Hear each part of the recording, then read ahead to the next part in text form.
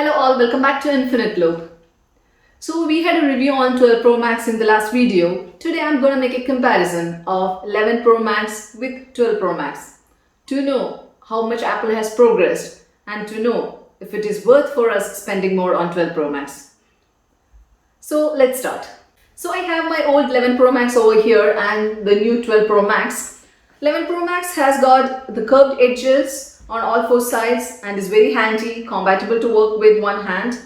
But when it comes to 12 Pro Max, it has got edgy finishes which Apple had in their 4S and 5S version and a little bit bulky compared to 11 Pro Max, and it's not very comfortable to operate with one hand, though it is possible to hold. So that's what with aesthetical wise. So in my opinion, 11 Pro Max scores more in that case. Display size of 11 Pro Max was 6.5 inch, where it is 6.7 inch with 12 Pro Max, so it is slightly bigger than the previous one. We have a little bit larger screen and both have Super Retina display with XDR support, both have OLED screen, and display colors was 16 million in 11 Pro Max, where it has been increased to 1 billion with 12 Pro Max. That is a big change. We will have more crispy and detailed photos and views. And display PPI density is 458 in 11 Pro Max, where it is 460 in 12 Pro Max. And both phones have same provisions: stereo speakers, volume control, power button and slim slot. As usual, there is no headphone jack. So that's what we have to compare with the outer shell of these two phones. Now we can go into more technical details. Coming to the technical details, 11 Pro Max had a chipset of A13 Bionic chip, where it has been upgraded to A14 Bionic chip in 12 Pro Max. CPU remains the same, both have hexa-core. GPU again remains the same, it is Apple GPU. And the RAM was 4 GB in 11 Pro Max, where it has been increased to 6 GB in 12 Pro Max. Both have the same operating system, OS 14. And coming to the storage, 11 Pro Max starts with 64 GB. So we have 64 GB to 256 GB, 64, 128 and 256. Whereas 12 Pro Max starts with 128 and we have up to 512 GB. So these are the main technical comparisons we can make with 11 Pro and 12 Pro Max.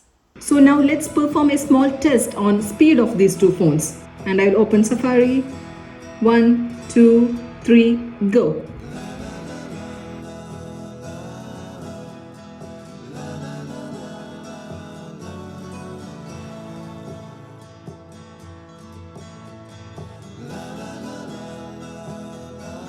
So we find that 12 Pro Max is a little bit faster, I mean to say microseconds faster than 11 Pro Max. The most differentiating feature of these two phones is that 12 Pro Max supports 5G and 11 Pro Max doesn't support 5G. So that's an attracting feature for this new phone. Now we can make a camera comparison. 11 Pro Max had 12 megapixel front camera with SL3D. Same with 12 Pro Max, 12 megapixel front camera with SLTV. Rear camera, 11 Pro Max had 12 megapixel ultra-wide, wide and telephoto camera, whereas in 12 Pro Max we have the same 12 megapixel ultra-wide, wide and telephoto camera but with an additional LiDAR scanner. With 11 Pro Max it was possible to shoot the videos with front camera in 4K but with 60 fps, whereas in 12 Pro Max we can shoot the videos again in 4K but with 120 fps. And looking into the battery life, both have Lightning cable 2.0. With fast charging, 11 Pro Max was 18 watts, whereas in 12 Pro Max it is 20 watts. And looking into the battery life, 11 Pro Max has got a battery life of 3969 mAh hours, whereas it is only 3687 mAh hours in 12 Pro Max. So battery is a little bit better in 11 Pro Max. So this was a short comparison of 11 Pro Max with 12 Pro Max, both aesthetically and technically.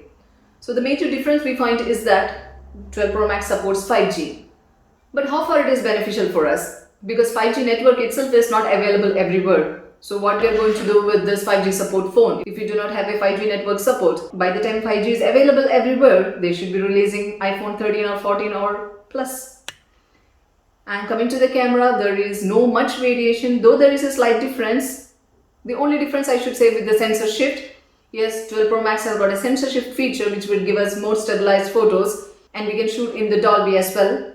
So that is an advantage. But is it really worth to spend more only for those features? Think about it. Thanks for watching. Take care and bye-bye.